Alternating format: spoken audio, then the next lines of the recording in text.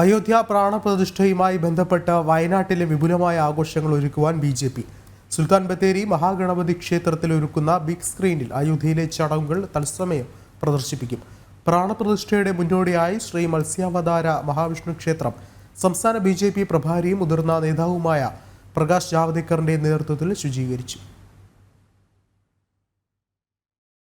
രാജ്യത്തിന്റെ വിവിധ ഭാഗങ്ങളിൽ അയോധ്യയിലെ പ്രാണപ്രതിഷ്ഠയുമായി ബന്ധപ്പെട്ട് വലിയ തയ്യാറെടുപ്പുകളാണ് നടത്തിവരുന്നത്.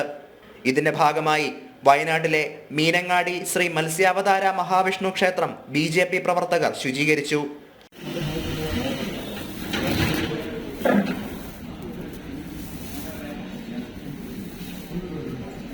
പ്രാണപ്രതിഷ്ഠാ ദിനമായ ജനുവരി 22-ന് സുൽത്താൻ ബത്തേരി മഹാഗണപതി ക്ഷേത്രത്തിൽ ക്രമീകരിച്ച ബിഗ് സ്ക്രീനിൽ അയോധ്യയിലെ ചടങ്ങുകൾ തത്സമയം പ്രദർശിപ്പിക്കും.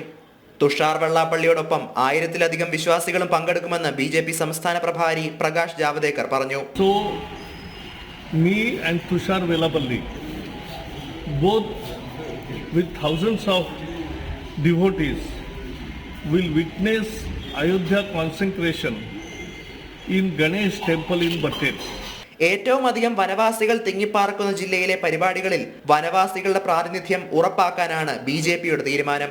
അതോടൊപ്പം ജില്ലയിലെ വിവിധ ഭാഗങ്ങളിൽ പ്രാണപ്രതിഷ്ഠാ ദിനം വിപുലമായി ആഘോഷിക്കാനുമാണ് വനവാസി സംഘടനകളുടെ തീരുമാനം. ജനം, വയനാട്.